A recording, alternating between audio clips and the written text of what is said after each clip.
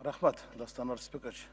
Азамат Талайбекович, мен сиз келгенде сүйіндім эле да, азамат инем акын деп, біраз акыйкатка жакын деп, калык акын барбаса да калыс акын барды депчи.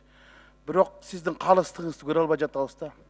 Мен эми 2019-жылдын баяндамасын бул жактан окудум, сиздин баяндамаңыз башка болду, бул жактагы баяндама башка экен да.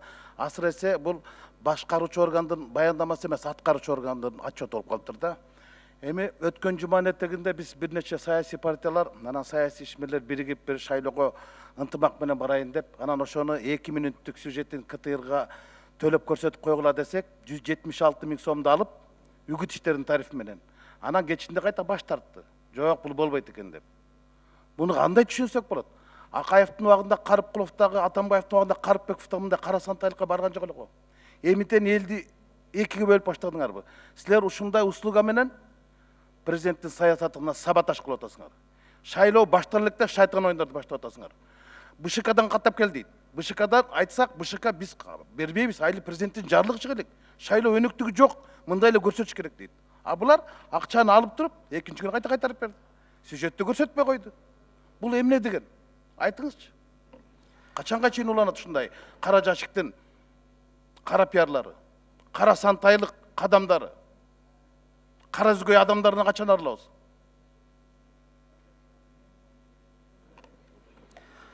Рахмат, Рыскел Чынбекович. Биз жаңы директорду шайлаганда дагы 1 жылдан ашык иштешип атабыз. Ушундай саясий кырдаалдарда калыс бололу, ар дайым ар тараптуу бололу деген багытта иш алып барып келе жатабыз. Биз Кудай буйрса бул нерселерди талап коебуз, Рыскел Чынбекович. Ал эми саясий, сиз айткан саясий багыттагы ошол көрсөтүүлөр боюнча башка директор өзү жооп берсин, бул кишинин айта турган ою бар экен. Бирок биз бул маселелерди дайыма калыс туруп бергенге аракет кылып ишибизди баштап атабыз. Мен шайланып келгениме 2 гана ай болду, 3 ай болду. Бирок ушул маселелерди биз биринчи приоритет кылып койгонбуз. Буга чейинки да мисалдарыбыз бар 1 жылда. Ушул КТРге калыс туруп берүү боюнча. Силер калыс туруп берип атасыңар, бирок кыйыңар кулап калып алыс туруп берип атпайсыңар. Аракет кылып атабыз, Рыскел Чынбекович. Айбек Хусейнович, эми сиз айтыңызчы, эми сиз жаранды коомдун атынан шайландыңар да силер. Президенттин атынан эмес, парламенттин атынан. Жок дегенде силер үн катпайсыңарбы? Жекшеевди желкелеп кетирдиңер. Аскерлердин келгениңерден не пайда? Байкоочу болбой, чай кочуп отурбайсыңарбы? Эми чын айтканда бул жакында эле болгон окуя экен, бирок мен деле жакында бүгүн кече дагы эмес, бүгүн уктук. Эмки отурумда карашыбыз керек бул маселени. Мындай биздин мынчалык оюбуз жок эле. Мен биринчи жолу сизден уктум бул маселени.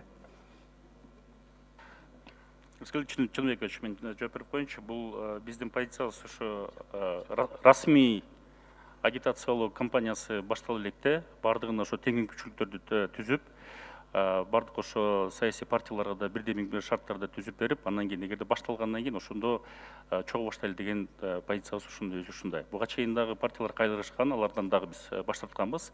Ошо биздин позициябыз ушу калыс болсун деп. Бул жооп эмес, силер 138 000 дедиңер, 2 мүнөттүк бул реклама дедиңер. Анан кайта бул үгүт экен деп 176 000 төлөттүңөр. Анан кайта кечинде бирөө эле чалдуу коркуп кетип көрсөтпөй акчаны кайтарып атпайсыңарбы? Ал маселе боюнча тактайлычы. Рыскел Чынбекович, кечирип койсун, мен толуктап коеюнчу. Бул маселени сөзсүз биз кийинки жыйында карайбыз. Биз 1 жылдан бери ушундай маселеге калыссыздык кылууга жол бербегенге аракет кылып атабыз. Бул маселени кийинки жылда сөзсүз карайбыз. Кубат мырза, сиз өзүңүздүн пикириңизди билдириңизчи мындай бир. Дух барбы сизде бир? Саламатсыздарбы? Мен деле азыр бул жерге келип угуп атабыз. Андай нерселерге мен жол берилбеш керек деген ойдомун. Анан жана биздин төрагабыз айткандай, байкоочу кеңеш муну өзүнүн жыйынында карайт. Буга чейин деле эгер тыйыны төлөнүп берилип, акчасы төлөнүп келген болсо, берилип эле келген негизи.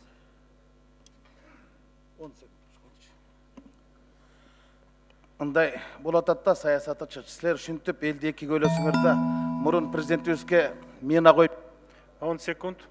Ошон үчүн абайлап саясат кылыңыздар. Мен суранып кетет элем да, калыс болуңуздар. Аныста деле акыбалуу зор.